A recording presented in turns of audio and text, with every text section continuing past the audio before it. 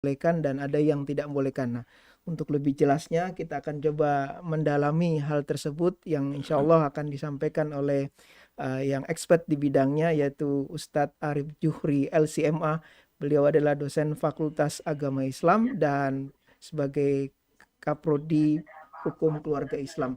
Dan insya Allah nanti di sesi beliau menyampaikan, setelah itu ada sesi tanya jawab, bisa langsung kepada beliau atau bisa langsung chat. Dan untuk mempersingkat waktu, kita buka kajian Ahad pagi ini dengan baca Al-Basmalah. Bismillahirrahmanirrahim. Tafadhal Ustaz Arif. Terima kasih Ustaz Yusuf. Assalamualaikum warahmatullahi wabarakatuh. Alhamdulillah, nahmaduhu wa nasta'inuhu wa nastaghfiruh wa na'udzu billahi min syururi anfusina wa sayyiati a'malina. Asyhadu an la ilaha illallah wahdahu la syarikalah wa asyhadu anna Muhammadan abduhu wa rasuluhu la nabiyya ba'dah. Allahumma salli wa sallim wa barik ala Muhammadin wa ala alihi wa ashabihi wa man tabi'ahum bi ihsanin ila yaumiddin, amma ba'd. Hadirin hadirat jamaah Zoomiyah wa YouTubiyah rahimakumullah. Alhamdulillah, kita bersyukur memuji Allah Subhanahu wa taala atas rahmat karunia yang Allah berikan kepada kita semua. Di antara nikmat yang besar yang Allah berikan kepada kita itu adalah nikmatnya kehidupan, nikmatnya kesehatan, nikmatnya waktu yang luang, dan lain sebagainya. Nah, termasuk dalam hal yang kita kaji nantinya kan ini juga berkaitan dengan aspek istilahnya kehidupan dan juga kesehatan, nah kira-kira kesehatan. Nah, ini merupakan nikmat yang besar yang harus kita syukuri. Fabi ayyi ala'i rabbikuma tukadziban, ya, dengan mengingat merenungkan firman Allah itu, maka nikmat Tuhan mana lagikah yang kalian dustakan, ya. Sejatinya membuat kita semakin bersyukur, semakin taat kepada Allah Subhanahu wa taala. Salawat dan salam semoga tercurah buat baginda Rasulullah Muhammad sallallahu alaihi wasallam, keluarga, para sahabat, dan orang-orang yang mentaati ajaran yang beliau bawa hingga akhir zaman kelak. Para hadirin hadirat via Zoom juga dan via YouTube, dan juga ada sebagian kecil yang hadir di studio pada kesempatan hari ini. Ustaz Yusuf, jadi waktu yang diberikan ke saya untuk menyampaikan tadi sebagaimana disampaikan di awal sekitar 30 menit gitu ya saya. 35 menit. 35 menit. Baik. Terima kasih Ustaz Yusuf. Nanti saya mohon diingatkan kalau seandainya sudah akan lewat batasnya itu. Dan saya juga Mas Yusuf ini, Ustaz Yusuf, saya pakai baju yang sama itu dengan yang di poster itu. Jadi biar kelihatan, wah ini, oh iya, saya tak pakai yang sama, sengaja saya cari yang sama dengan yang di poster itu. Oh jadi kelihatan aslinya. Betul itu. Kelihatan asli. Oke, baik, terima kasih para hadirin hadirat dimanapun, di studio, di Zoom, juga di YouTube, jamaah YouTubiyah wa Zoomiyah, dan rahimakumullah. Tema yang diberikan ke saya itu tentang vaksinasi dalam perspektif hukum Islam. Ya, hukum Islam ini mungkin bisa kita katakan ya fikih lah, kira-kira begitu ya. Jadi kira-kira bagaimana dalam perspektif fikih melihat tentang vaksinasi tersebut.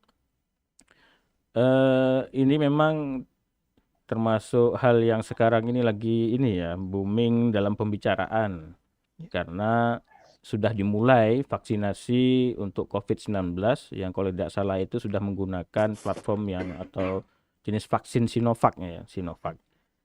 Nah, sehingga memang ada yang kita melihat pro, ada yang kontra, ada yang juga mungkin diam saja dan lain sebagainya, Ustaz Yusuf, ya. Jadi bagaimana perspektif hukum Islam dalam melihat vaksinasi itu. Jadi vaksinasi secara umum mungkin saya sampaikan, dan mungkin nanti di akhir kita bisa menyimpulkan bagaimana kaitannya dengan vaksinasi COVID-19 ini, COVID-19. Baik, pengertian vaksinasi, saya mulai dengan pengertian vaksinasi. Sebetulnya saya bukanlah ahli bidang kesehatan gitu ya, tetapi kalau di dalam bidang keilmuan yang saya tekuni itu adalah di bidang hukum Islam. Sehingga saya mengutip dari sumber-sumber terkait dengan pengertian vaksinasi itu dari sumber-sumber yang misalnya dari Kementerian Kesehatan dan seterusnya itu. Jadi saya ambillah sekilas tentang vaksinasi ini. Pengertiannya adalah proses pemberian vaksin melalui disuntikkan maupun diteteskan ke dalam mulut untuk meningkatkan produksi antibodi guna menangkal penyakit tertentu. Nah, itu vaksinasi itu. Kalau seandainya mungkin ingin lebih jelas bagaimana pengertian vaksinasi itu, kita bisa merujuk kepada pendapat pakar dan juga bisa merujuk pada pengajian PP Muhammadiyah pada hari Jumat yang lalu itu ya. Nah, itu bisa dilihat di YouTube Muhammadiyah Channel gitu. Jadi bisa dicek nanti. Itu ada penjelasan dari pakarnya tentang vaksinasi itu. Nah, kemudian vaksinasi itu kan termasuk dalam imunisasi aktif ya. Jadi kemarin itu dipaparkan bahwasanya ada imunisasi yang sifatnya pasif, ada yang aktif gitu. Nah, sehingga kalau vaksinasi ini termasuk dalam yang aktif, imunisasi aktif. Nah, yang itu memicu tubuh mengeluarkan antibodi terhadap penyakit tertentu. Dan imunisasi aktif ini dapat bertahan lebih lama untuk jangka panjang dibandingkan dengan yang pasif itu. Ya, bahkan ada yang menyebut hingga seumur hidup. Nah, ini kira-kira pengantar awal terkait dengan vaksinasi. Karena saya bukan pakarnya, kalau seandainya ada yang salah saya kutip, saya mohon dimaafkan. Nanti bisa kita merujuk kepada pernyataan-pernyataan ataupun sumber-sumber rujukan yang memang dari pakar-pakar kesehatan. Kemudian sekilas sebelum itu juga saya ingin melihat untuk kita melihat secara mungkin lebih utuh, tentu dalam tentu lama Ustaz Yusuf ya kalau seandainya kita ingin mengkaji secara detail. Tapi karena waktu yang terbatas mungkin ada beberapa dalil lah yang mungkin ingin saya sampaikan. Karena ini kajiannya hukum Islam atau kajiannya fikih, ya mau tidak mau kita itu mengaji dalil Mas Yusuf. Jadi kok kadang orang kan dikit-dikit dalil, dikit-dikit dalil. Ya iya memang dalil kan nggak boleh dikit-dikit ya, kalau bisa banyak-banyak gitu ya. Apalagi kaitannya dengan hukum Islam ya. Jadi memang ya tidak bisa terlepas dari namanya adillah ataupun dalil-dalil ya. Oke. Nah, kita ingin melihat bagaimana pandangan Islam tentang kehidupan dan kesehatan. Jadi kalau seandainya kita buka misalnya dalam Al-Qur'an surah Al-Maidah ayat 32, di situ kan Allah menyampaikan bahwasanya man qatala nafsan bighairi nafsin aw fasadin fil ardi faka'annama qatalan nasa jami'a wa man ahyaha faka'annama ahyan nasa jami'a.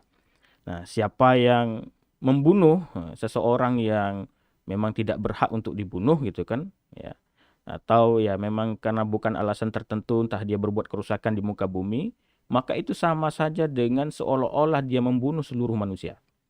Jadi disamakan begitu, berarti dosanya itu kan luar biasa itu ya. Wa man ahyaha faka'annama ahyan nasa jami'a.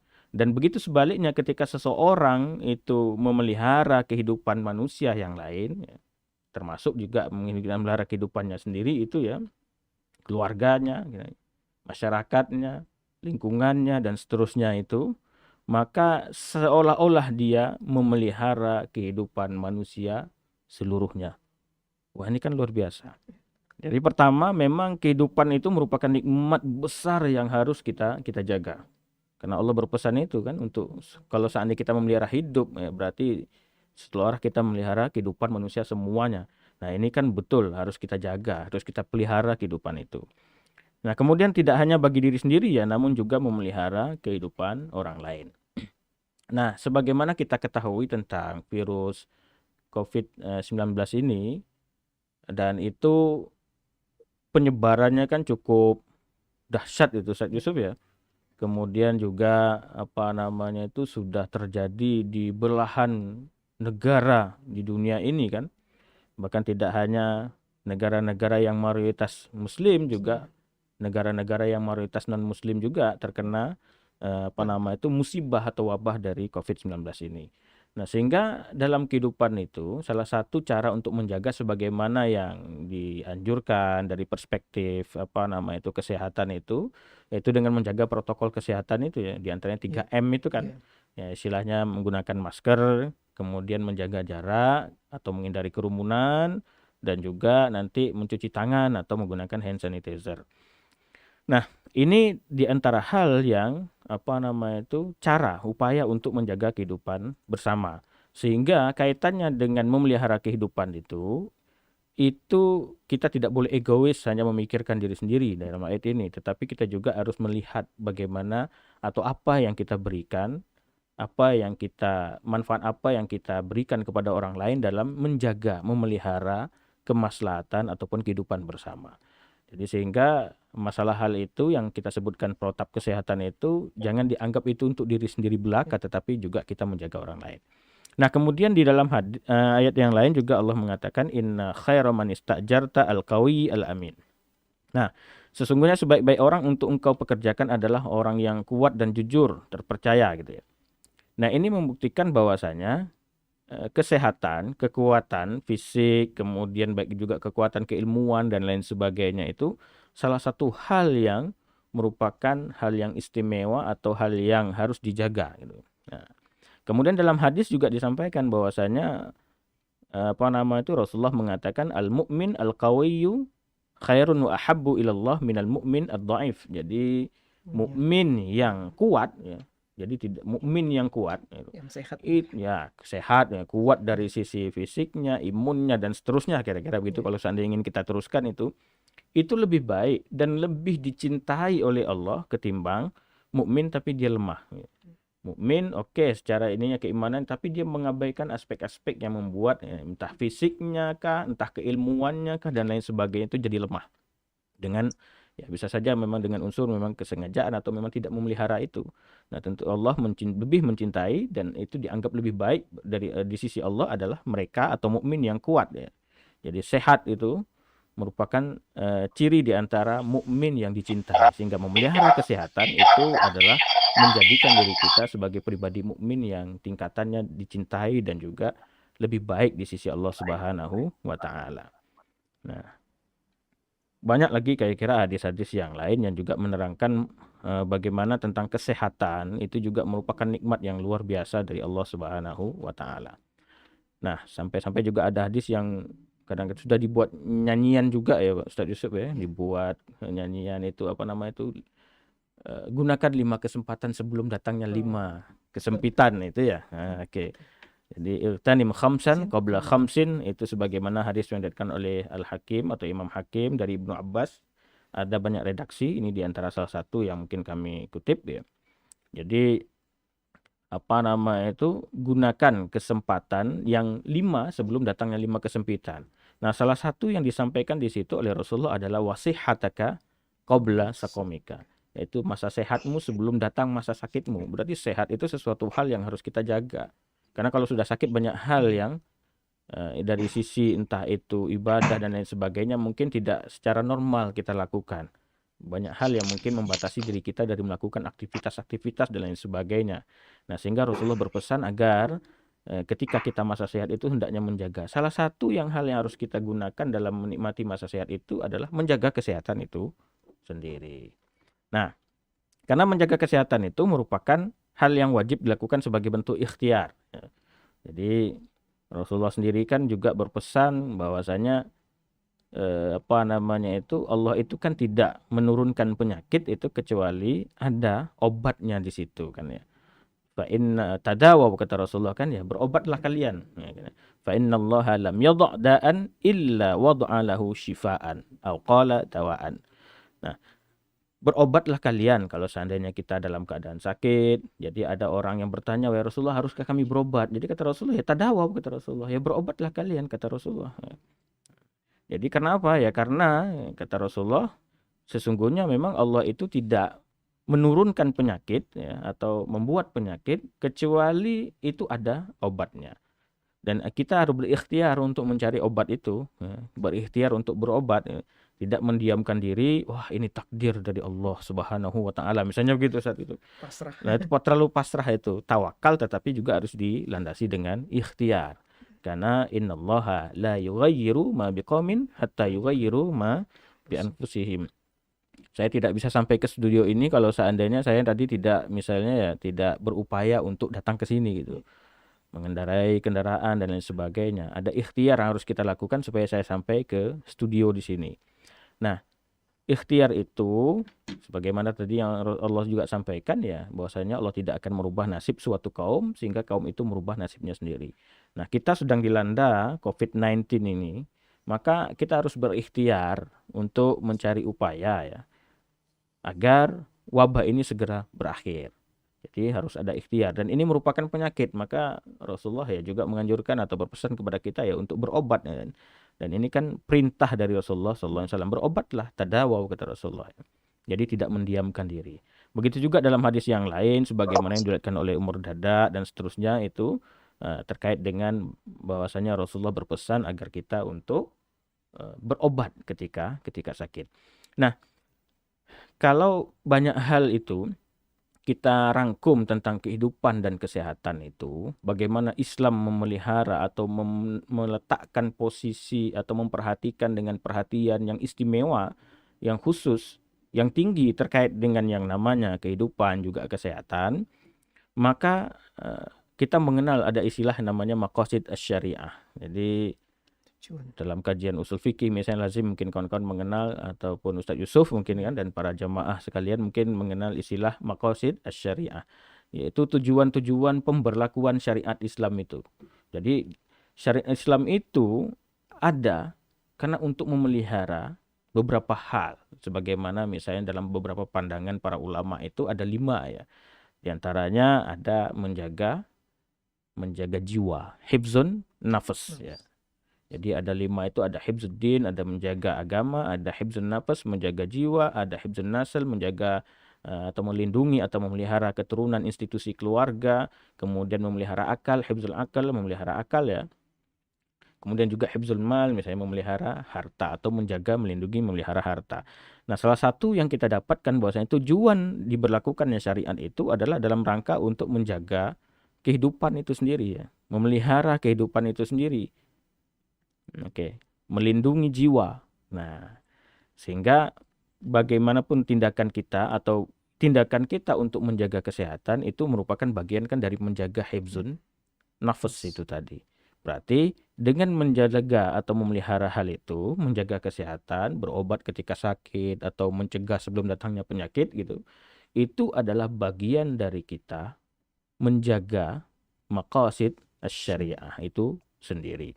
Baik. Nah, sisa berapa menit Ustaz Yusuf? Masih ada waktu. Masih 10 menit ya? Oke.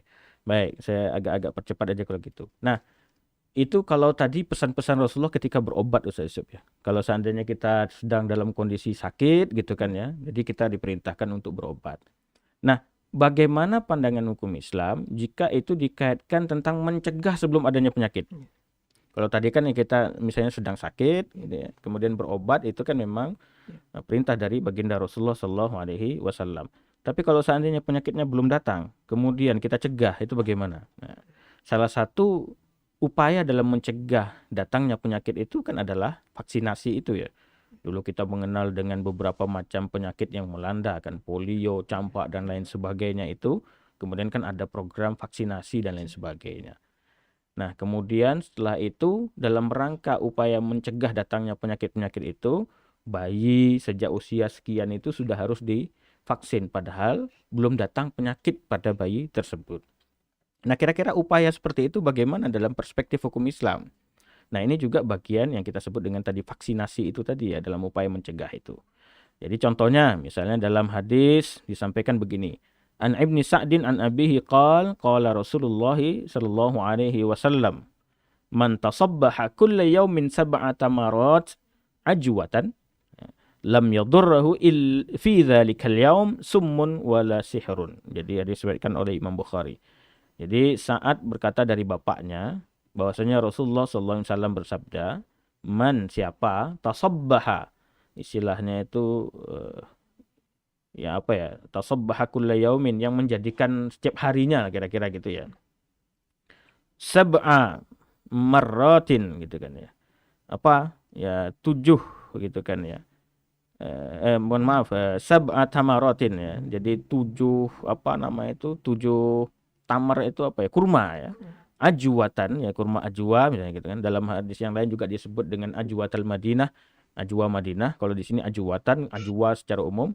Maka lam yadurruhu fi dzalikal yaum summun wala sirun. Maka pada hari itu, perjalanan harinya itu dia tidak akan mendapatkan pengaruh, baik itu pengaruh yang disebut dengan pengaruh racun ataupun penyakit dalam tanda kutip, dan juga sihir. Nah, dan kalau kita melihat hadis ini, jadi Rasulullah itu memang sudah berpesan kepada para sahabat gitu ya, untuk memelihara atau mencegah sebelum datangnya hal yang demikian.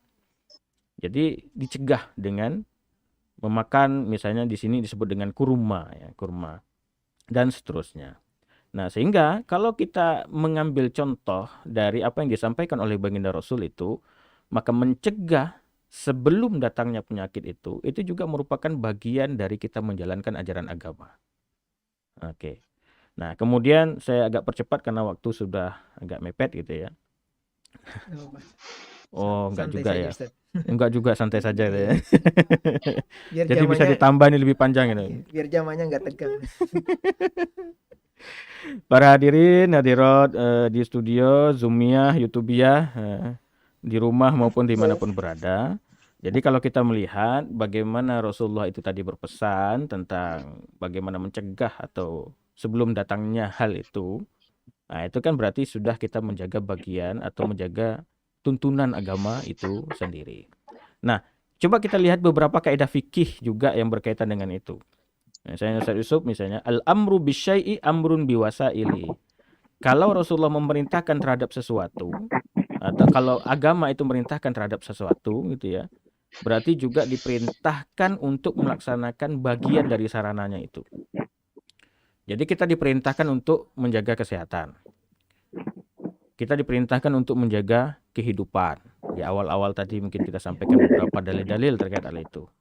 Maka sarana kita untuk menjaga kesehatan, sarana kita untuk memelihara kehidupan, berarti dengan melaksanakan sarana itu, kita juga berarti melakukan perintah itu sendiri.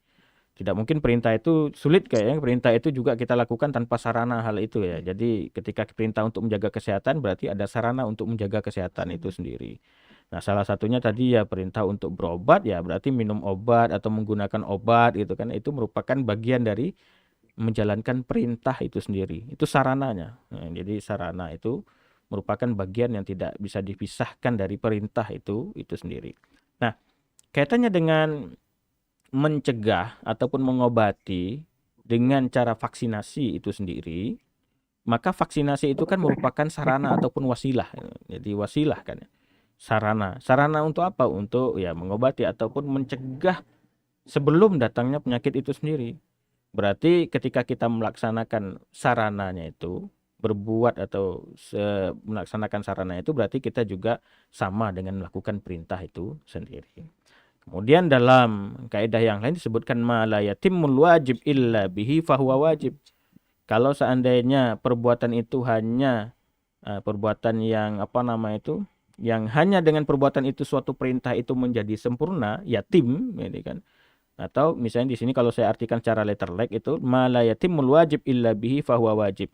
Apa-apa yang wajib itu tidak bisa menjadi sempurna kecuali dengan adanya sesuatu itu, maka sesuatu itu menjadi hal yang wajib gitu. Artinya, kalau ada kewajiban, tetapi kewajiban itu tidak sempurna kalau tidak ada sesuatu yang lain di sebaliknya itu, misalnya gitu ya, maka perbuatan tersebut jadi hukumnya menjadi wajib. Perbuatan yang mengantarkan kepada perintah kewajiban itu menjadi suatu yang wajib. Gitu ya. Misalnya mau sholat harus wudhu dulu, maka sarana Nah, wudhunya itu misalnya disiapkan. syarat sah wudu gitu Iya, kan. Nah, itu menjadi suatu hal yang wajib. wajib. Kalau kajian kita tentang tadi, perintah itu wajib kita adalah memelihara kehidupan, memelihara kesehatan, menjaga kehidupan, menjaga kesehatan. Itu kan bagian dari perintah yang wajib untuk kita tunaikan. Nah, beriringan dengan itu, ada hal perbuatan lain yang juga harus kita lakukan dalam rangka untuk menjaga yang wajib itu tadi. Nah, vaksinasi, berobat, vaksinasi yang tadi kalau kita sampaikan tadi tentang tadawa, berobat, kemudian tadi cara mencegah misalnya dengan vaksinasi, itu juga masuk dalam kategori hukum yang sedemikian. Nah, sehingga dia juga menjadi suatu hal yang berkaitan dengan kewajiban, misalnya itu, kewajiban itu sendiri. Kemudian dalam kaidah fikih juga disebutkan misalnya ad-daf'u aula minar raf'i. Jadi mencegah itu Dafa itu mendorong, mencegah gitu ya. Lebih utama, aula. Itu lebih utama. Afdol, itu lebih afdol itu. Daripada apa? Daripada ya menghilangkan atau mengangkat atau daripada mengobati. Jadi ada juga dalam yang lain menyebutkan al-wiqayatu khairun minal ilaj gitu ya. Jadi mencegah itu lebih baik daripada mengobati. Nah, gitu kan ya. Nah, sehingga menjaga kesehatan itu lebih baik ketimbang kita sudah tidak menjaga kemudian jatuh sakit dan mengobati, kan terpaksa mengobati ketika memang sudah sakit. Maka menjaga kesehatan itu bagian dari hal yang lebih utama untuk kita lakukan gitu. Nah, kalau kita kaitkan tadi dengan kondisi saat ini juga sedang proses pengobatan COVID dan juga dalam upaya untuk mencegah terjadinya penambahan jumlah dan lain sebagainya, maka cara atau upaya vaksinasi dalam mencegah hal itu tentu lebih utama daripada mengobati penyakit itu sendiri. Maka daf'u aula minar raf'i. Kemudian ad-dararu yudfa' biqadril imkan. Bahaya itu harus dicegah sedapat mungkin. Nah, kita melihat bahwasanya dalam kondisi kita saat ini misalnya atau vaksinasi secara umum, dahulu-dahulunya mengenal istilah penyakit-penyakit polio dan lain sebagainya itu kan merupakan sesuatu yang membahayakan kehidupan, mengancam daripada kehidupan itu sendiri, kesehatan itu sendiri. Kemudian dalam kaidah ini disampaikan bahwasanya kalau ada yang namanya doror yang membahayakan atau bahaya itu, maka dia harus dicegah sedapat mungkin.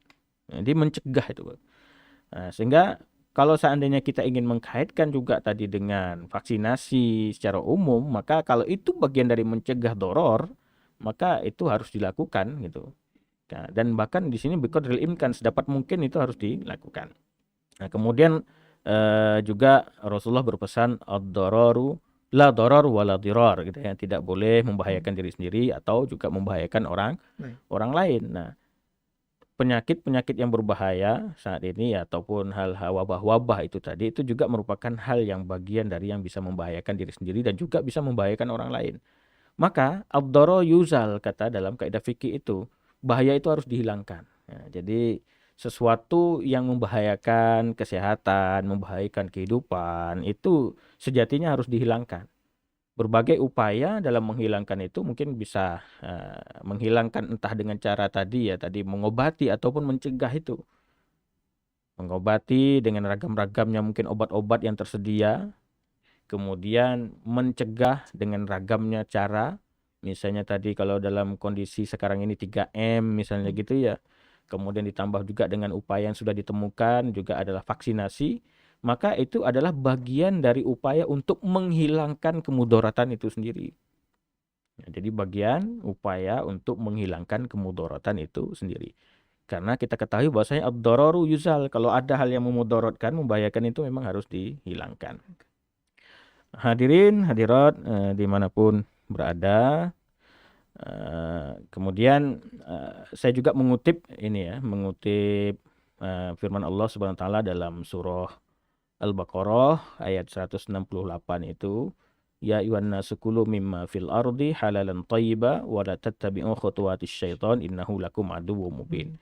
Wahai sekalian manusia, makanlah ya, dari apa-apa yang ada di bumi ini yang halal, yang baik gitu ya.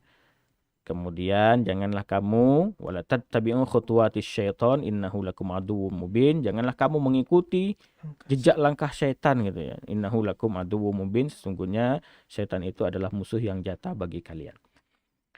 Nah, saya ingin menggarisbawahi makan kemudian halalan thayyibat gitu ya. Jadi perintah Allah untuk makan ya.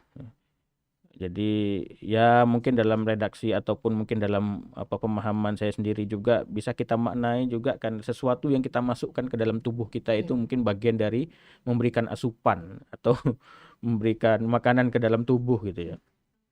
Nah, termasuk vaksinasi itu kan ada sesuatu yang kita suntikkan ke dalam tubuh kita, yang kita masukkan ke dalam tubuh kita. Maka hal itu ya sah-sah saja gitu kan ya. Karena Allah juga perintahkan untuk itu, halalan thayyibah, yang halal juga baik.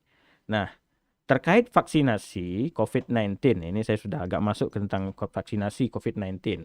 Kalau vaksinasi yang terdahulu itu kan juga banyak, bahkan juga mengalami ada yang pro kontra ya. Iya. Terutama saya tidak salah itu dengan polio, kalau tidak salah Oh saya iya. itu yang katanya ada insulin atau apalah istilahnya itu dari babi dan lain Iya. sebagainya itu ya. Saya sendiri tidak paham itu apa yang dengan istilah-istilah itu. Tentu para pakar kesehatan itu yang lebih ahli terkait hal itu. Maka saya menahan dirilah untuk berbicara terkait hal itu karena saya bukan pakarnya. Tetapi kalau kita melihat secara umum tentang ayat atau isyarat dari Al-Quran itu tadi, bahwasanya ketika kita itu dibolehkan atau perintah makan, itu kan yang dari halal dan baik. Nah, ketika kita kaitkan misalnya dengan COVID-19 itu, atau vaksinasi COVID-19 yang sekarang itu sedang dikaji, yang sedang dilakukan itu adalah vaksinasi yang jenis vaksin Sinovac gitu ya. Nah, kita sudah melihat bahwasanya misalnya Majelis Ulama sudah merespon hal itu dengan menerbitkan fatwa, fatwa nomor 2 tahun 2021. Jadi pada tanggal 11 itu kan sudah dinyatakan 11 Januari untuk salah ya 2021 kan telah dinyatakan bahwasanya vaksin COVID-19 itu halal gitu ya. Jadi sudah halal. Oke. Kemudian juga dari BPOM, jadi halalan tadi sudah tercantum di situ kan ya, halalan kata firman. Jadi halal. Toiban ini kan tidak hanya halal. Jadi itu mendatangkan kebaikan, ya, datangkan keamanan bagi yang ketika menggunakannya itu. Ada yang halal, tetapi kalau digunakan itu menjadi tidak aman. Orang yang kena kena penyakit tertentu, tapi kadang ada makanan tertentu yang memang dia tidak bisa makan dengan misalnya kadar yang agak berlebihan. Itu langsung bisa kayak pusing itu, kayak puter-puter seperti ada bintang-bintang di langit itu. Dan lain-lain sebagainya mungkin ya, bisa jadi mungkin tidak sadar diri gitu kan. Tapi makanannya itu halal yang dimakan, cuma tubuhnya itu tidak aman menerima hal seperti itu. Nah, terkait dengan vaksin, kalau seandainya mungkin ada yang meragukan tentang vaksin Sinovac itu, dan Badan Pengawas Obat dan Makanan Republik Indonesia itu BPOM RI itu kan juga sudah mengeluarkan ya persetujuannya dalam menggunakan vaksin itu. Dan itu sudah dinyatakan ya, istilahnya itu dalam kita melihat ketika pengajian di PP Muhammadiyah terkait dengan hal itu disampaikan bahwasanya tingkat keamanannya itu 0,1 sekian persen kalau tidak salah, itu tingkat apanya gitu ya, saya lupa itu. Apalah kira-kira gitu kemarin itu, saya lupa itu. Artinya apa? Bahwasanya ternyata dari sisi keamanan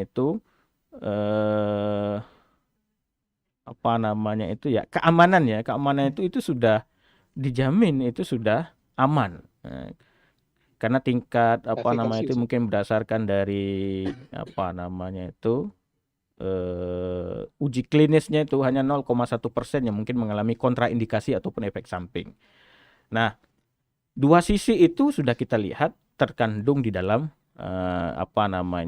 vaksinasi dengan vaksin yang menggunakan Sinovac itu tadi. Nah, sehingga kalau kita kaji tentang itu tadi, maka itu sudah sesuai dengan semangat dari agama Islam itu sendiri. Dalam perspektif fikih hukum Islam itu sudah menjelaskan bahwasanya sesuai dengan semangat maqasid syariah itu tadi.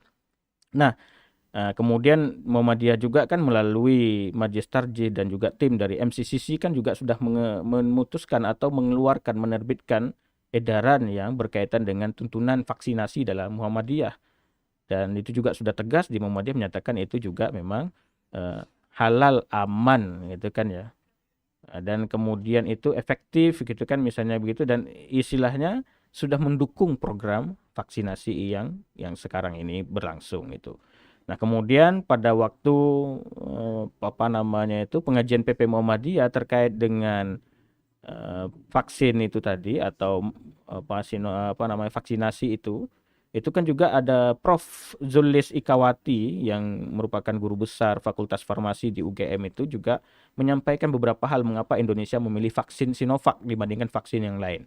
Saya kira nanti kita kaji lebih jelas ya, lebih lanjut dalam video mungkin yang ada di YouTube Muhammadiyah Channel itu bagaimana hal itu. Yang intinya adalah itu kadang kan orang ada melihat kenapa itu kok dari Cina dan lain sebagainya. Jadi jangan dilihat istilahnya dari Cinanya dulu gitu kan ya. Tetapi lihat kenapa Indonesia itu memilih vaksin Sinovac yang memang istilahnya itu buatan dari Cina. Ada hal-hal yang memang bersesuaian dengan banyak macam hal lah, entah kondisi geografis di Indonesia dan lain sebagainya, uji klinis dan lain sebagainya. Maka kesimpulan saya dalam kesempatan ini, mohon maaf agak terlewatkan Ustaz Yusuf ya. Jadi kesimpulannya itu vaksinasi itu sebagai upaya mengobati atau mencegah terjadinya penyakit adalah merupakan hal yang masyru'. Jadi disyariatkan ya. Jadi apalagi dalam kondisi kita saat ini. Bahkan kalau kita melihat, mohon maaf ya, mungkin dulu kaitannya dengan MUI juga kan sudah dulu itu kan juga mengeluarkan edaran bagaimana kalau seandainya ada vaksin yang mungkin ada kandungan yang mungkin dari yang non halal misalnya begitu. MUI juga sudah memberikan tanggapan terkait hal itu. Kawan-kawan ataupun para jamaah sekalian itu bisa mencari ya, misalnya fatwa MUI terkait hal itu. Nah, kaitannya dengan kondisi sekarang yang kita hadapi, bahwasanya itu sudah satu jelas halalnya, kemudian jelas keamanannya itu ya. Nah, vaksinasi sebagai upaya untuk mengobati atau mencegah ya terjadinya penyakit, terutama di sini adalah COVID-19 misalnya, adalah merupakan hal yang masyru' ataupun disyariatkan. Jika dalam kondisi darurat, tentu ini menjadi hal yang utama dan mesti dilakukan gitu. Karena dororu yuzal gitu kan ya, darurat itu harus dihilangkan. Jadi upaya kita untuk menghilangkan itu adalah hal yang demikian. Nah, maka juga saya ingin menegaskan bahwasanya ketika kita memang tidak memahami dengan baik terkait dunia vaksinasi dan bagaimana Islam memandang, bagaimana perspektif kesehatan terkait vaksinasi dan juga bagaimana Islam atau hukum Islam atau perspektif keagamaan berbicara tentang vaksinasi, maka sebaiknya kita menahan diri dari untuk menyampaikan hal-hal yang memang tidak kita ketahui. Terkadang saya lihat di WA itu kan banyak hal-hal yang di-share, konon share terus itu entah siapa yang bikin, entah siapa ini, itu kalau saya edit pun bisa itu saya. Copy paste. Kayak copy paste itu kalau saya edit saya ganti jadi oleh Ustadz Yusuf itu juga bisa itu. Atau saya ubah jadi Ustadz Jamal, Ustadz Juta, atau saya ubah jadi nama saya sendiri juga bisa. Kalau tidak dari sumber yang resmi itu kan ya. Jadi saya share ke sana ke sini, akhirnya orang nge-share dan macam-macam tanpa mengkoreksi terlebih dahulu atau memfilter terlebih dahulu kebenaran dari berita tersebut atau informasi tersebut. Maka marilah kita juga mengamalkan perintah Allah Subhanahu wa taala. Dalam Al-Qur'an Allah mengatakan fas'alu ahla dzikri in kuntum la ta'lamun. Dan bertanyalah kepada orang yang punya pengetahuan jika kamu tidak mengetahuinya. Saya ingin menegaskan bahwasanya dari perspektif keilmuan, jadi kita ada otoritas dalam memahami hal itu. Kalau memang kita tidak menguasai bidang itu, jangan kemudian berkoar-koar terkait hal itu secara berlebihan. Agama melarang hal itu. Hukum Islam tidak menginginkan hal itu. Nah, sehingga ada otoritas yang harus kita kedepankan. Siapa yang memiliki kewenangan di bidang keilmuan terkait, dalam otoritas keagamaan bagaimana. Nah, sehingga dari sisi keilmuan tadi kan sudah jelas. Jadi kalau kita ingin mengkaji tentang bagaimana perspektif vaksinasi itu dalam perspektif keilmuan, itu kita lihat. Kemudian bagaimana kewenangan agama atau keagamaan ya menyikapi hal demikian, kita juga sudah melihat bagaimana respon misalnya dari fatwa MUI, bahkan di Muhammadiyah sudah mengeluarkan edaran sendiri, dan itu tidak sembarang dalam mengeluarkan putusan itu. Itu sudah dikaji oleh pakar-pakar di bidangnya. Di Muhammadiyah misalnya ada MCCC, ada Majelis Tarjih itu. Di MCCC itu tidak hanya tergabung orang yang tidak tergabung hanya dari satu sisi kan, tapi banyak hal. Ada orang pakar kesehatan gitu kan ya. Disiplin keilmuannya beragam. Ahli dalam bidang hukum Islam, ahli bencana dan lain sebagainya. Dan itu menguatkan kita bahwasanya putusan itu tidak dibuat sembarangan atau tidak dibuat oleh orang sembarangan. Maka misalnya saya sendiri, apatah daya ataupun apatah kekuatan saya misalnya gitu kan, kemampuan saya jika dibandingkan mereka dengan lebih pakar lagi. Maka ketika kita melihat bagaimana keilmuan sudah bercerita tentang itu, bagaimana otoritas keagamaan sudah juga bercerita tentang itu, maka saya simpulkan tadi sekali lagi bahwasanya vaksinasi itu dalam hal-hal yang kerangka yang demikian tadi kita sampaikan, itu merupakan sesuatu hal yang masyru' ataupun disyariatkan. Kami kira itu Ustaz Yusuf sebagai mungkin pengantar lah ya. Pengantarnya tadi terlalu panjang Ustaz Yusuf ya. Terima kasih. Saya kembalikan kepada Ustaz Yusuf. Jazakumullah khair pada Ustaz Arif Juhri yang telah memberikan pencerahan terkait dengan hukum vaksinasi yang masih dalam pro dan kontra, tapi beliau menjelaskan dalam perspektif hukum Islam, bukan melihat dari sisi ilmu kedokterannya, karena beliau menyampaikan bahwa sudah ada pakarnya yang membahas terkait itu. Beliau hanya melihat dalam sudut pandang hukum Islam, yaitu fikih. Dan kita buka sesi tanya jawab, baik bisa langsung chat maupun langsung online kepada Ustadz Arif. Nah, Ustadz Arif, ada pertanyaan Ustadz Arif dari Oke, saya chat. Assalamualaikum Ustadz, semoga itu sehat-sehat kalau saja. saya bisa jawab, saya jawab ya. Kalau saya nggak bisa jawab, saya bisa menjawab gitu ya. Insya Allah, saya membacakan Ustadz. Oke, Assalamualaikum Ustadz, semoga sehat-sehat saja, amin. Alhamdulillah, amin. Saya Idris dari Batam, terima kasih pencerahannya pagi hari Insya ini. Allah jauh dari Batam. Oke, Baik. mic-nya Saya dari tolong. Selat Panjang, atau Pak Idris atau Masya siapa. Allah. Jadi Oke. Batam Selat Panjang itu kira-kira 4 jam ya, pakai kapal feri. Masya Allah. Satu Jadi, kampung. eh, Oke, mic-nya tolong didekati Ustadz, Oh, kayaknya gitu. kurang dekat. Ya Oke, Allah, berarti kurang dari dengar. tadi kurang kedengeran ya. Oke. Padahal sudah dekat gini ya. Oke, izin dari Idris mau nanya, vaksinasi ini informasinya memiliki tingkatan dan harganya tentu bisa berbeda-beda nantinya. Dan masyarakat kita ini sebenarnya masih takut dan khawatir karena tidak semua vaksin ini dapat diterima oleh tubuh kita. Dari sisi Islam, apakah hal-hal yang syubhat itu dapat dijalani bahkan diwajibkan? Kira-kira siapa yang harus kita lakukan sebagai umat Islam? Siapa yang apa mungkin ya? Siapa yang harus kita lakukan? Seharusnya apa yang harus kita Oh gitu, lakukan? oke. Baik. Lagi-lagi terkait dengan masalah ini kan masalah keamanan ya. Oke. Keamanan dari penggunaan vaksin itu sendiri. Terus terang memang saya bukan ahli di bidang itu ya. Jadi bukan ahlinya kesehatan itu. Jadi memang tidak terlalu pakar di bidang situ. Tetapi saya membatasi diri saya, istilahnya itu mempercayai kepada mereka yang pakar di bidangnya. Karena tadi menekankan pada ayat fas'alu ala dzikri in kuntum la ta'lamun. Nah, kemudian saya juga dikuatkan misalnya ketika mendengarkan pengajian dari PP Muhammadiyah pada Jumat yang lalu, di situ ada pakarnya, pakar kesehatan itu dan seterusnya ya. Nah, kemudian di situ menegaskan bagaimana memang ragam kan vaksin yang kita temukan di lapangan itu. Tapi ketika memang dari BPOM sendiri sebagai badan ya yang menjamin ya, mutu misalnya dari obat-obatan itu sendiri termasuk dalam masalah vaksin, selagi hal itu dinyatakan atau dapat izin dari BPOM, berarti BPOM itu sudah menguji itu secara baik. Dan itu berarti tingkat keamanannya itu kan sudah bisa dipercayai. Ya, jadi aman dalam penggunaannya itu. Nah kemudian nanti kalau untuk merujuk kepada apakah halal atau tidak, kadang kan ragu juga kan orang ini. Kok ini gimana nih vaksinnya ini halal atau tidak gitu kan. Merujuk saja misalnya kepada fatwa MUI. Atau mungkin otoritas keagamaan lain yang memberikan tuntunan tentang itu. Misalnya entah ormas-ormas Islam yang besar di Indonesia, semisal Muhammadiyah juga misalnya. Nah MUI juga sudah mengeluarkan banyak fatwa terkait dengan penggunaan vaksin-vaksin ya. Penggunaan vaksin atau vaksinasi itu atau imunisasi misalnya polio dan lain sebagainya. Sudah ada fatwa-fatwa dari MUI untuk bisa kita rujuk gitu.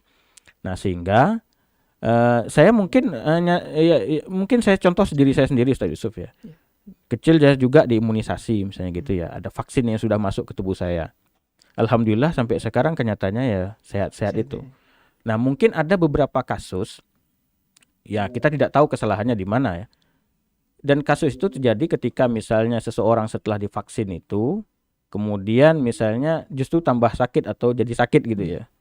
Kalau misalnya faktornya atau efek sampingnya itu panas atau demam, itu biasanya sudah sering kita temukan. Itu memang dampaknya agak sedikit demam gitu ya. Tapi biasanya sudah diberikan obat pendamping atau misalnya paracetamol dan lain sebagainya untuk menurunkan tingkat panas itu.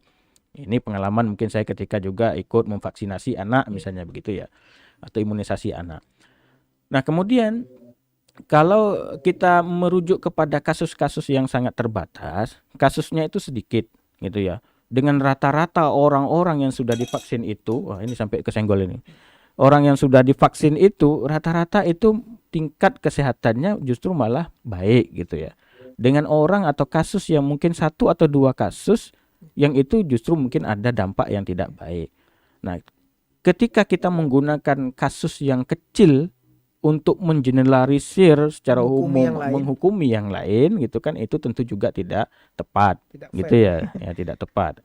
Nah sehingga apa namanya itu penggunaan vaksin itu tadi kita juga harus melihat ya atau menilai mungkin secara lebih utuh gitu ya. Lebih utuh sehingga kalau lebih utuh kan kami kira kan aman-aman saja. Di keluarga saya rata-rata itu kan di keluarga saya vaksin Hmm. dan aman-aman saja sampai sampai sekarang. Alhamdulillah istilahnya penyakit-penyakit yang mungkin dulu ada itu mungkin kami tidak menderita ataupun tidak mendapatkan penyakit demikian. Misalnya sebagai contoh mungkin juga di keluarga, teman-teman dan lain sebagainya juga mengalami hal yang sama. Jadi intinya ketika otoritas keilmuan atau mereka yang pakar yang memiliki kewenangan di bidang terkait sudah memberikan jaminan akan misalnya keamanan, kemudian kehalalan dari penggunaan itu, yang tadi ini pertanyaan terkait dengan keamanan, maka apa yang harus dilakukan? Percayalah kepada mereka yang punya otoritas di bidang itu. Keresahan-keresahan yang kita dapatkan itu karena kita tidak punya ilmu di situ. Ya, mungkin kurang ilmu kita di situ. Maka bagaimana kita untuk melegakan kekurangan atau ke apa namanya itu ya, keresahan yang ada dalam kita, galau misalnya gitu Ustaz Yusuf ya. Maka kita harus gitu kan ya, mempercayai mereka yang memang punya kapasitas di bidangnya. Kalau kita tidak percaya kepada mereka yang pakar di bidang keilmuan itu, kita tidak percaya lagi dengan ulama kita, terus kepada siapa kita harus percaya? Gitu ya. Kepada kabar-kabar hoax yang menyebar misalnya gitu, atau kepada rentetan tadi ya, share-sharean orang yang belum jelas dari mana kabar atau dari mana sumber resminya dan lain sebagainya. Nah, sehingga kita menahan diri dari hal-hal yang demikian, percayalah kepada mereka yang punya otoritas di bidang itu. Oke. Oke, itu tadi jawabannya yang dari Batam yang sekampung dengan Ustadz Arif Jubri. Dan Ustadz Arif Jubri di PDM, kantor PDM itu juga ada jamaah juga Ustadz Oh, baik. Arif. Ya, mungkin kita Assalamualaikum Bapak Ibu sekalian. Baik. disapa sama Ustadz Arif, jamaah di kantor PDM. Jadi tidak hanya virtual tapi juga luring juga Sebagian hadir. ada yang luring ya. Sebagian ada yang Baik. luring Ustadz. Nah, silakan jamaah yang ada di kantor PDM Kabupaten Malang. Sorry. Waduh, ini itu Mohon maaf. sudah haus itu saya Haus ya. itu. Haus akan kasih sayang katanya. Oke. Silakan jamaah yang ada di kantor Kabupaten Malang. Untuk yang bertanya silakan langsung ke Ustadz Arif. Izin minum Ustadz.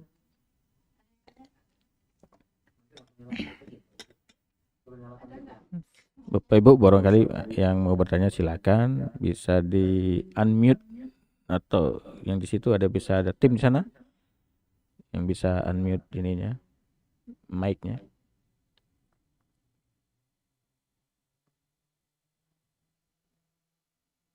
Saya bertanya Ustadz. Baik.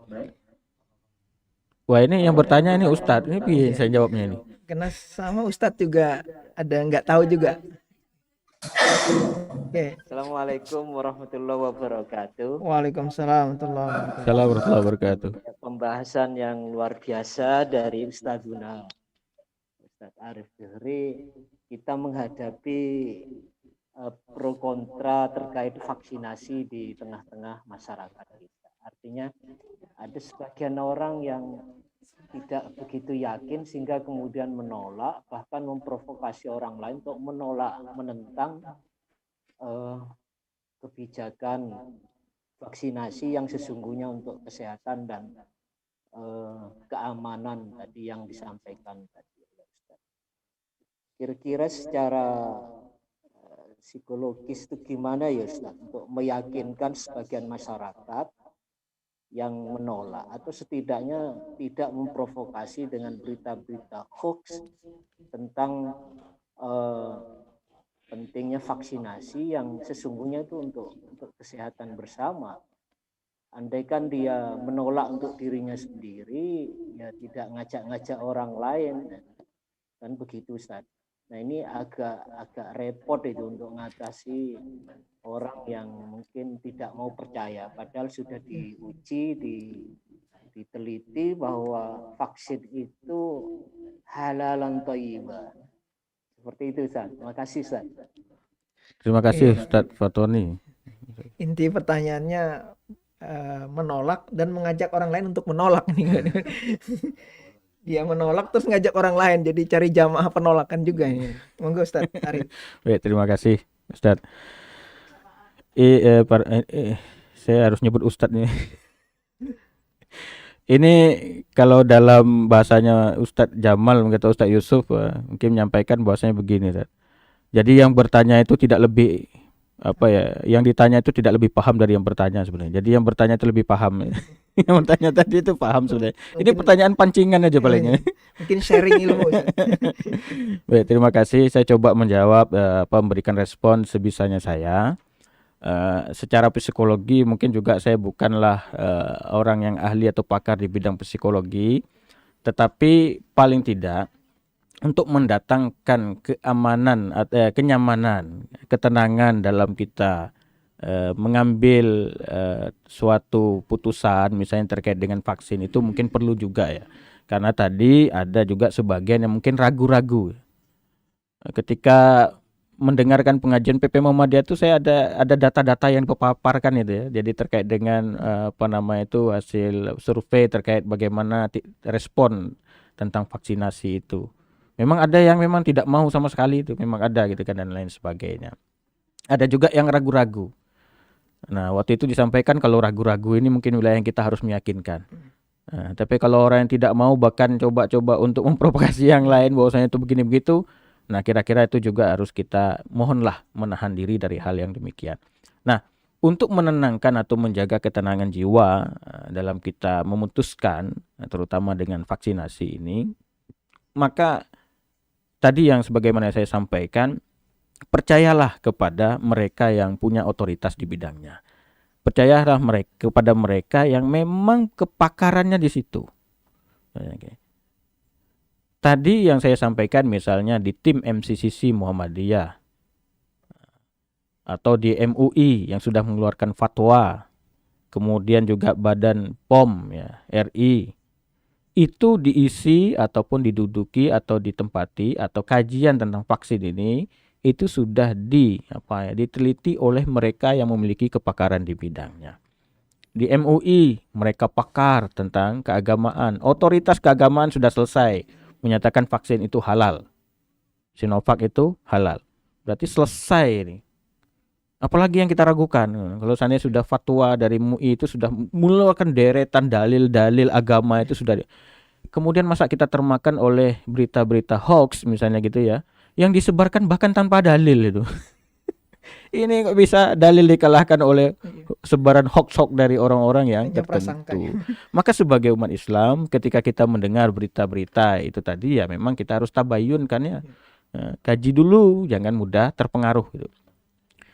Fatwa dari MUI sudah turun jelas ya kan ya. Berarti kehalalannya itu sudah sudah dipastikan ya oleh MUI.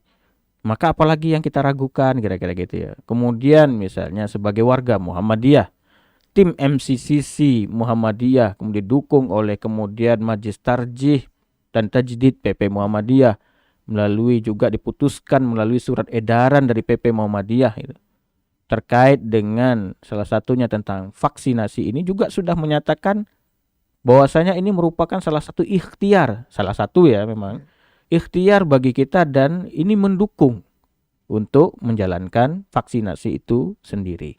Karena kriteria yang diminta oleh Muhammadiyah akan mendukung gerakan vaksinasi itu kalau memenuhi kriteria tertentu.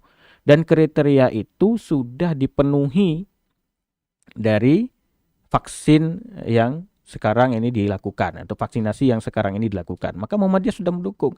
Dan di situ bukan orang sembarangan duduk di situ. Bukan anak yang masih TK atau orang yang suka nyebar hoax melalui WA itu. Tetapi mereka itu sudah mengkaji, kemudian mereka tuh sudah mendampingi dan macam-macam lah terkait dengan wabah COVID-19 ini, baik dari mereka pakar kesehatan, ada pakar keagamaan, hukum Islam di situ, ada pakar atau ahli bencana dan juga lain-lain sebagainya yang mungkin bisa kita dapatkan di situ.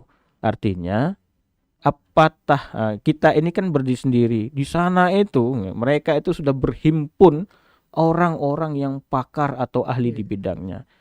Dan tidak mungkin orang-orang pakar, para ulama itu Sepakat berbohong ya. sepakat untuk kemudian menjerumuskan diri mereka sendiri ataupun kemudian ingin merugikan orang lain.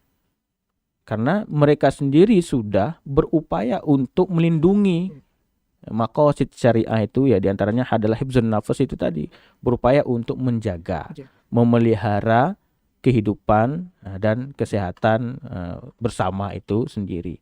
Tim MCCC, MDMC Muhammadiyah misalnya, coba kita lihat apa upaya-upaya yang telah mereka lakukan dalam membantu misalnya korban ataupun dalam upaya mencegah dan lain sebagainya terkait dengan vaksinasi dan COVID-19, musibah atau wabah COVID-19 ini. Muhammadiyah sudah menggelontorkan dana misalnya melalui lazismu dan lain sebagainya, tidak sedikit, dan juga tidak hanya dari sisi dana, tapi juga dari sisi jasa, waktu, tenaga yang sudah pikiran yang sudah diberikan itu luar biasa sekali. Apakah kita masih ragu dengan orang-orang yang berjuang demi kemaslahatan bersama itu? Nah, sehingga justru yang barangkali kalau seandainya yang ragu, ya harus ragu dengan dirinya sendiri. Kenapa dia ragu gitu? Sedangkan kehalalannya sudah teruji, keamanannya sudah oke, terus kenapa harus ragu? Berarti ya ragulah diri sendiri. Dan jangan mengajak orang lain untuk ragu juga. Gitu ya, itu jelas lah. Kalau seandainya memang sudah ada itu tadi ya, tingkat mudorot atau dorornya itu, daruratnya itu sudah sedemikian rupa terkait dengan COVID-19. Kita tahu itu ya, saat ini juga sudah melonjak sedemikian dahsyat. Itu kan tidak hanya di negara kita. Wah, ini dalam rangka misalnya kan ya, untuk menganu umat Islam. Kan tidak hanya umat Islam, tapi juga di belahan-belahan dunia yang mayoritas non-muslim pun terkena dampak itu sendiri. Jadi sehingga cobalah lihat secara utuh ya, tidak terprovokasi oleh hal-hal yang memang terlalu sempit dan bahkan itu bisa jadi informasi yang hoax. Nah, ya itu tadi, jadi akhirnya ya sudah, percayalah pada hal itu, percayalah pada mereka, pada ahlinya, dan tolong tidak menyebarkan hoax ya.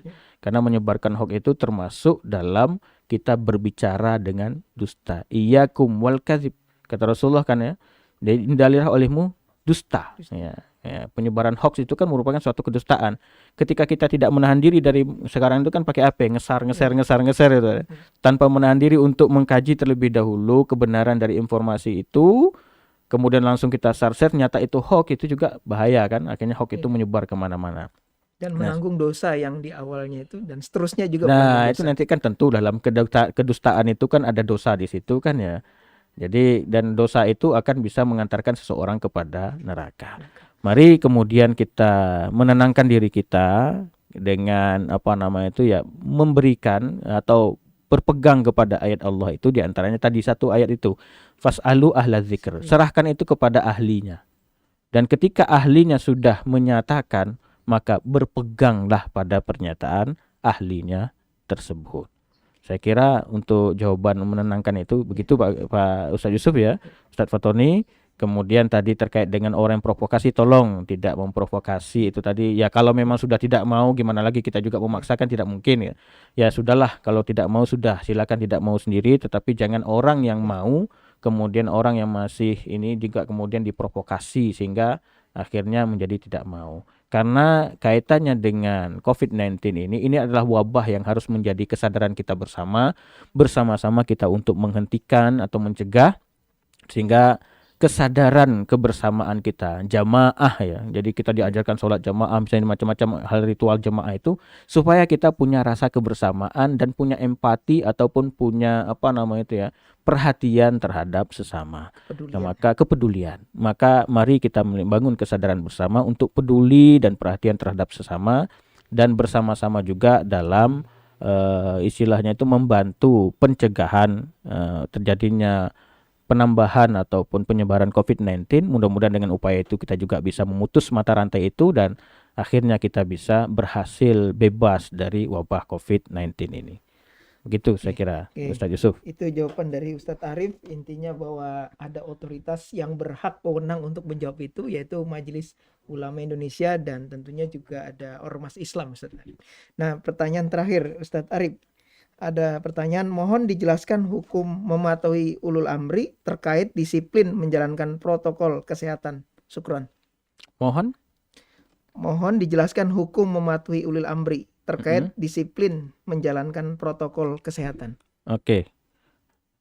Disiplin melaksanakan protokol kesehatan ya. Karena Ini perintahnya ulil ketaatan amri. kepada ulil amri. Ini saya tidak tahu ini masuk pertanyaannya kemana ini. Apa maksud pertanyaannya karena ulil amri itu sendiri tidak patuh atau gimana, saya tidak tahu ya. Tapi yang jelas begini, bahwasanya protokol kesehatan itu merupakan sesuatu yang sudah diputuskan atau disampaikan oleh mereka yang pakar di bidangnya. Para ahli kesehatan itu sudah kemudian menyampaikan hal demikian, dikuatkan dengan istilahnya itu putusan-putusan ataupun peraturan-peraturan dari ulil amri atau pemerintah. Terlepas dari itu, bagaimanapun upaya tindakan masing-masing pihak terkait hal itu atau oknum lah, kira-kira begitu ya. Kita sebagai pribadi yang memiliki kesadaran, waman ahyaha faka'annama ahyanna sajami'a, kata Allah. Ketika engkau memelihara kehidupan satu jiwa saja, maka seolah-olah engkau menjaga atau memelihara kehidupan semuanya, gitu kan, semua manusia, kata Allah. Maka ketika kita menerapkan atau menjaga hal yang demikian, kita termasuk dalam dalam kerangka orang-orang yang sedang menaati perintah Allah Subhanahu wa taala. Meskipun saya kira ketika ini tanpa adanya aturan dari misalnya pemerintah misalnya, tetapi otoritas keilmuan, kesehatan, orang-orang yang pakar di bidangnya kemudian dikuat dengan misalnya tadi ya dorongan dari mereka yang ahli-ahli kesehatan itu sendiri tentang misalnya upaya-upaya pencegahan itu misalnya dapat dilakukan dengan cara begini misalnya begitu. Maka upaya dari itu merupakan rangkaian dari kita untuk memelihara dan menjaga tuntunan agama itu sendiri.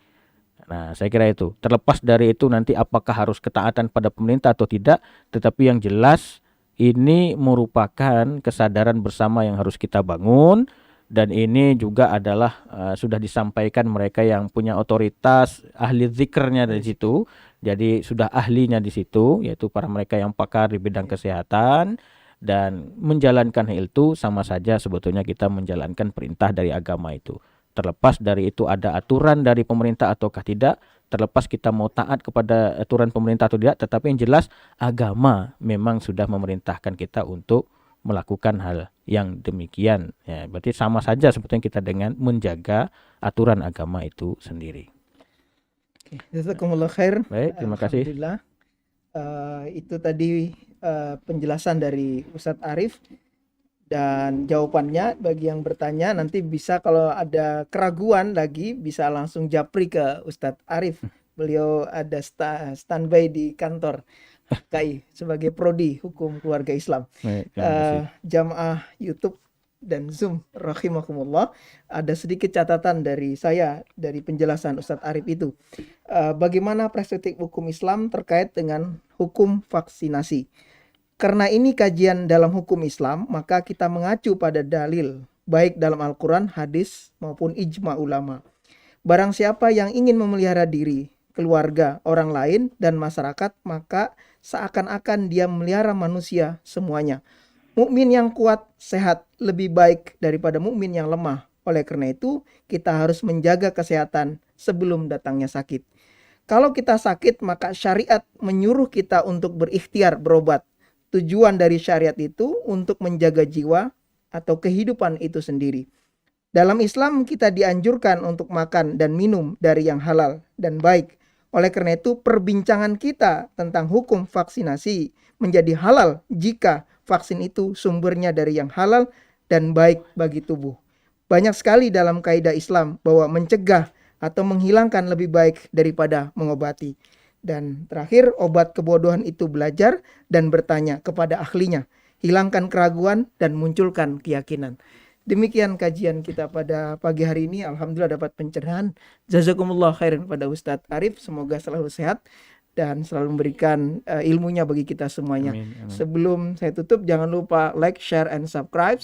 Kita tutup dengan doa kafaratul majlis. Subhanakallahumma wa bihamdika asyhadu an la ilaha anta astaghfiruka wa atubu ilaik. Assalamualaikum warahmatullahi wabarakatuh. Waalaikumsalam warahmatullahi wabarakatuh. Terima kasih. Mohon maaf hadirin.